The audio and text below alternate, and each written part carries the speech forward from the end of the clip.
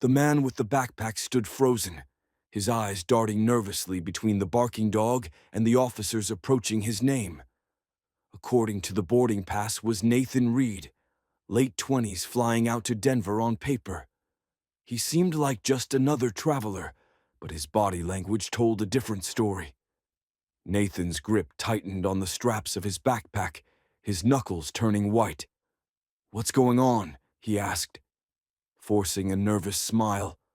"Why is your dog freaking out?" Officer James approached carefully, Rex still growling at the bag. "Sir, we need you to step aside. Standard screening procedure," James said calmly. But Nathan didn't move. His eyes flickered with something fear, maybe even guilt. Passengers began to slow down their eyes, shifting from Nathan to the commotion at security. Some reached for their phones, filming as the tension in the air thickened. "I don't have anything illegal," Nathan said, his voice rising. Desperation seeping into the words. "This is insane. Then you've got nothing to worry about," James replied, signaling to two other officers who were already making their way over. "Let's have a look at the bag for a moment." Everything paused. Nathan glanced at the nearest exit. His grip on the backpack tightened even more, his fingers trembling slightly. He looked back at the officers. His gaze darted between them, calculating the risk, and then, in an instant, like a switch, flipping, he bolted. Rex lunged forward, officers shouted, and the calm airport descended into chaos. Nathan sprinted down the terminal, weaving through confused travelers, knocking over a kiosk in his path. His backpack bounced violently against his back, but he never let it go behind him. Rex charged like a missile, dodging obstacles with ease. His barks echoed across the terminal, filled with urgency, as if trying to warn everyone in its path. "Stop him!" An officer yelled, his voice laced with panic. James and another officer tore after them, their footsteps pounding the floor as they chased the fleeing man. Nathan was fast, too fast, but Rex was faster. Within moments, the German shepherd caught up, leaping and grabbing hold of Nathan's pant leg, yanking him off balance. Nathan stumbled, crashing into a row of chairs. His backpack slid across the floor, its contents scattering, but he scrambled to get back up. Officers were closing in now. Nathan kicked and struggled against Rex, yelling, "You don't understand. I didn't mean for this to happen."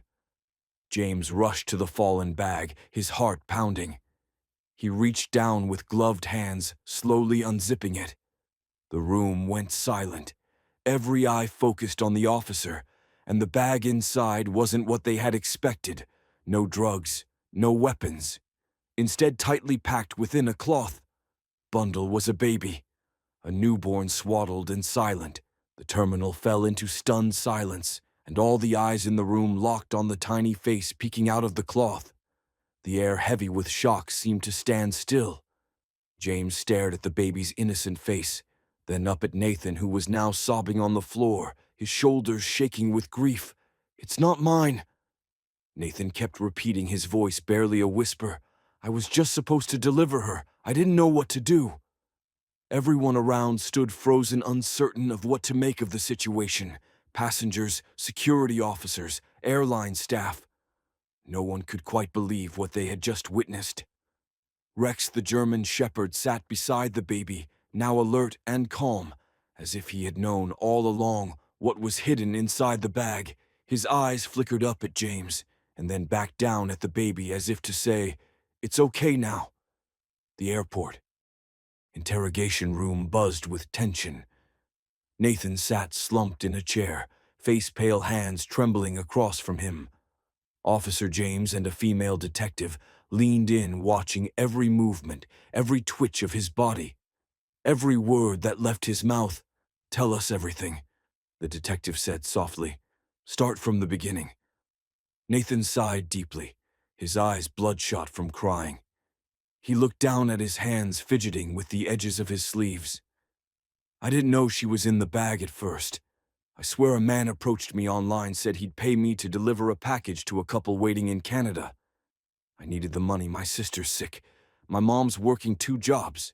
I thought it was just electronics, or maybe something shady, but not this." James exchanged a glance with the detective, his brow furrowing. Who was the man? I never saw his face. "Just a voice on the phone, and he paid me in crypto," Nathan said. His voice trembling, but when I picked up the bag, it felt wrong. Heavy, warm. I even heard a sound like a cry. That's when I knew something wasn't right. The detective leaned forward, her eyes narrowing. "And you still boarded the plane?" Nathan nodded, his voice barely audible. "I didn't know what else to do. I panicked. I thought about calling the authorities, but I was scared, and when I saw the bag move, I froze. I didn't know if I was in danger or if the baby was. It felt like I was stuck in a nightmare." James leaned back in his chair. His mind racing. The situation was becoming more complicated. By the second, Nathan had just admitted to being an unwitting part of something far bigger than he could understand. But the fact that he hadn't reported the suspicious bag, nor the cry that seemed to come from it, raised far too many questions. And then you still went through security. The detective pressed. "I didn't know what to do," Nathan whispered. "I just kept thinking about the baby.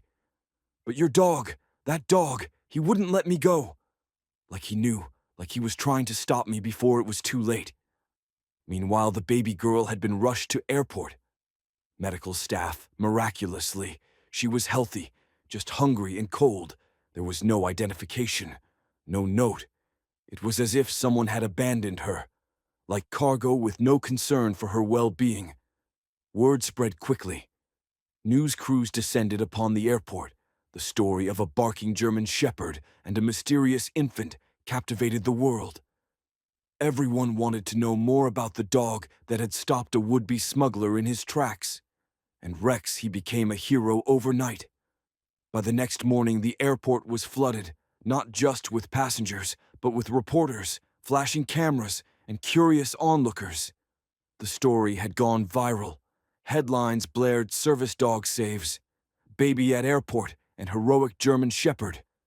Finds newborn hidden in traveler's bag. TV anchors couldn't stop replaying the footage. Rex standing between Nathan and the exit, his bark relentless. Unwavering, a protective guardian, people were moved. Messages of praise poured in from around the world.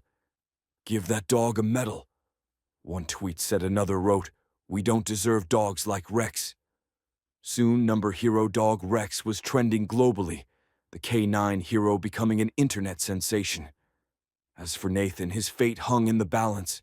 The authorities couldn't yet determine whether he was a victim or an accomplice. But one thing was certain. His encounter with Rex would be remembered, not just for the startling discovery of the baby, but for the incredible bond between a dog and a human that stopped a tragedy before it could unfold. The story was far from over. But for now, one thing was clear. The airport had witnessed a miracle, all thanks to a loyal German shepherd named Rex.